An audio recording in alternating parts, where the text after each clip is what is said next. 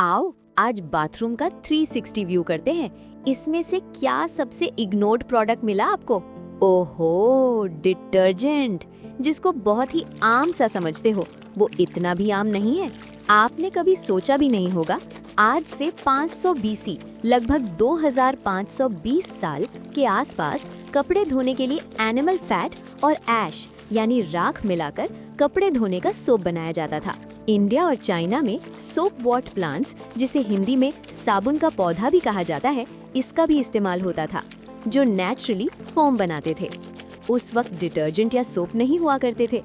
Indus valley, Egypt और Mesopotamia में लोग कपड़े नदी के किनारे पत्थरों पर पीटकर धोते थे। राख एल्कलाइन होती है, जो ग्रीस तोड़ देती है।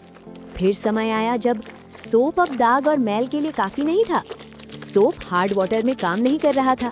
सोप हार्ड वाटर के साथ रिएक्ट करके स्कम यानी चिपचिपा झाग बनाता था। वर्ल्ड वॉर 1 और वर्ल्ड वॉर 2 के बाद एनिमल फैट्स की शॉर्टेज हो गई। सोप बनाना मुश्किल हो गया। तब साइंटिस्ट ने सोचा, अगर फैट नहीं है तो कुछ और बनाना पड़ेगा। तब हुआ डिटर्जेंट का जन्म।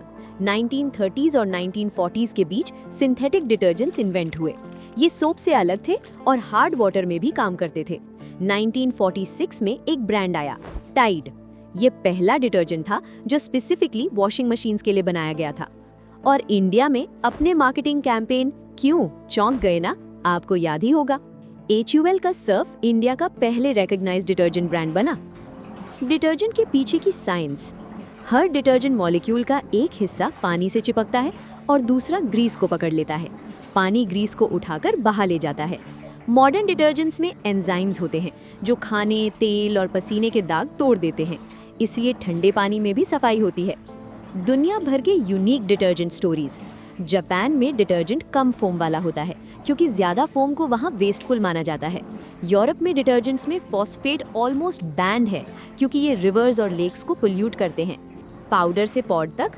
पाउडर डिटर्जेंट्स पावरफुल होते हैं पर मेजरमेंट का झंझट होता है। लिक्विड डिटर्जेंट्स आए, बेटर फॉर डार्क क्लोथ्स। और फिर 2012 में आए डिटर्जेंट पॉड्स, एक छोटा सा कैप्सूल जिसमें क्लीनिंग एजेंट्स, एंजाइम्स, ब्राइटनेस सब प्री मेजर्ड होते हैं और आउटर लेयर पानी में घुल जाती है। अब आपके लिए प्रो टिप। कौन सा डिटर्जेंट कौन से कपड़े के लिए बना होता है? व्हाइट कॉटन कपड़ों के लिए ब्राइटनर बेस्ड, ज्यादातर व्हाइट पाउडर वाले जिसमें ब्लीच ज्यादा होता है। डार्क कपड़ों के लिए लिक्विड डिटर्जेंट बेटर होता है क्योंकि ये कलर फेड नहीं करता। वूल और सिल्क जैसे डेलिकेट कपड़ों के लिए माइल्ड एंजाइम फ्री डिटर्जेंट चाहिए। बेबी क्लोथ्स के लिए हाइपोएलर्जेनिक डिटर्जेंट यूज होता है। अब सुनो इसे इस्तेमाल करने का तरीका। ज्यादातर लोग सोचते हैं डिटर्जेंट ज्यादा डालने से कपड़े चमक जाएंगे, बल्कि कई बार और गंदे कर देता है। एक्स्ट्रा डिटर्जेंट रिंस में पूरी तरह निकल नहीं पाता, वो सफेदी कपड़ों पर रह जाता है जो फिर मिट्टी को वापस अट्रैक्ट करता है। सुनो इसके पीछे के फन फैक्ट। पॉड्स इतने कन्वीनियंट थे कि कंपनीज को सेफ्टी वार्निंग्स देनी पड़ी क्योंकि बच्चे उन्हें कैंडी समझने लगे थे।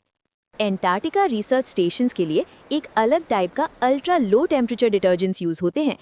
डिटर्जेंट का फ्यूचर क्या है? साइंटिस्ट सब प्लांट बेस्ड डिटर्जेंट्स बना रहे हैं जो आपके हाथों और स्किन को इरिटेट ना करें।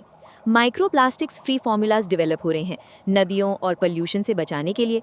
कुछ कंपनीज वाटरलेस वॉशिंग टेक्नोलॉजी पे काम कर रही हैं जिसमें CO2 का यूज होता है जो मैल से रिएक्ट करके उसको हवा में ही गायब कर देगा। और फ्यूचर में डिटर्जेंट खुद बताएगा इस कपड़े के लिए मैं ठीक हूँ या नहीं। अब स्क्रोलिंग और सर्फिंग तो करनी है, तो क्यों ना इसका फायदा उठा के हमारे साथ साथ अपना IQ ऐसे ही बढ़ाओ।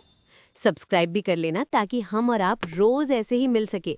और हाँ, बेल भी बजा देना ताकि मुझे भी पता चले कि आपको भी कबूल है।